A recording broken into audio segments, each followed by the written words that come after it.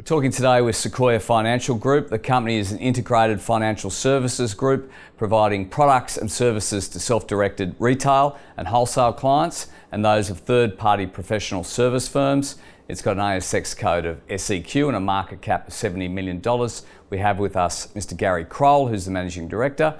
Gary, thanks for your time. Thank you, Tim. Now, first up, Gary, Sequoia obviously owns this network. It owns Share Cafe and Corporate Connect, our research business.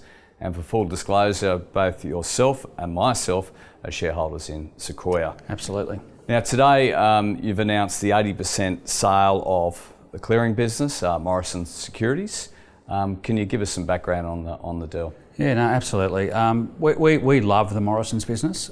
Sequoia has acquired this business for $5 million several years ago, maybe 5 or 6 years ago, and built the business.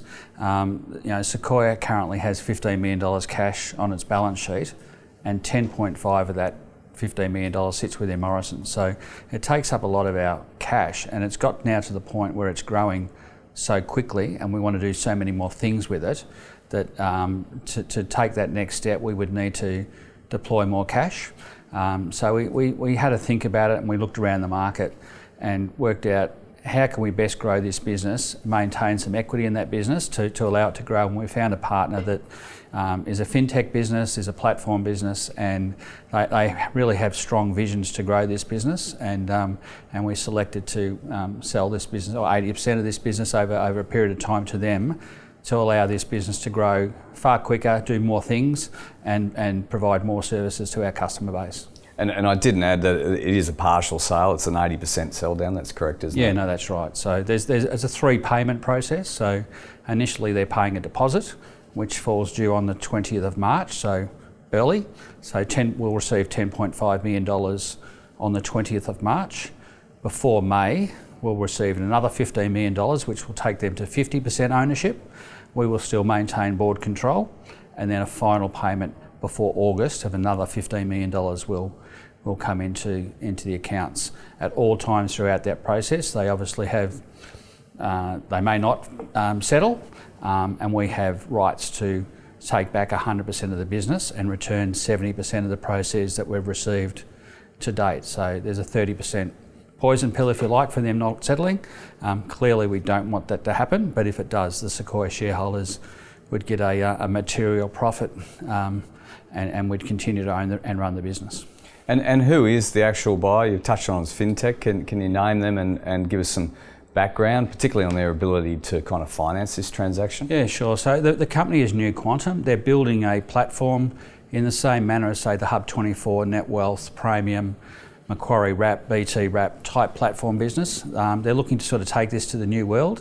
One of the things that we like about it is the cost of advice is increasing. The cost of everything in respect to consumers getting access to financial services increasing.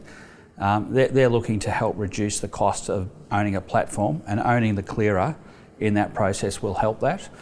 They've got backing from Asia. They've got long-term history in financial services markets. We have met their backers. So we've met their financiers, some of their investors, prior to signing this binding term sheet, and they have a lot more capital to invest in this business to take it to the next level. And maybe one day our 20% holding might be worth more than the current holding. So that's our dream. All the staff will remain. The service won't change.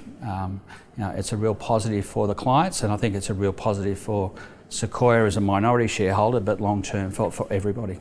And I was going to ask about the counterparty and what this actually means. There's a new counterparty, obviously, with Morrison Securities, yes, post these payments.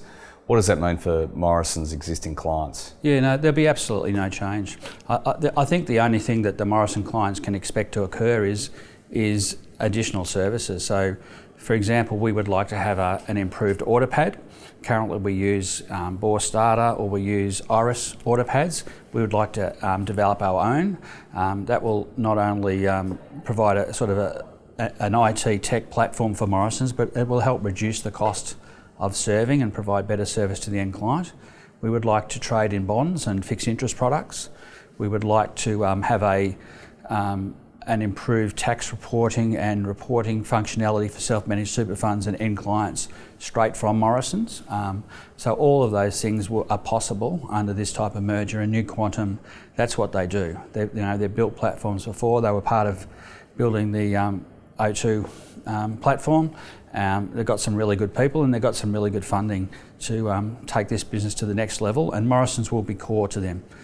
It will be a high priority for the next 12 months to build this to a much bigger business. And so what does all this mean for Sequoia shareholders? I mean, obviously there'll be a much improved balance sheet. Yes. We may have cash of $40 million, is it? Or? So we'll have $40 million plus about $5 that we currently have. So the $10.5 million that sits in Morrison's is staying in Morrison's because it needs to stay in there for working capital and core capital to meet the ASX requirements. That stays. We'll receive $40 million.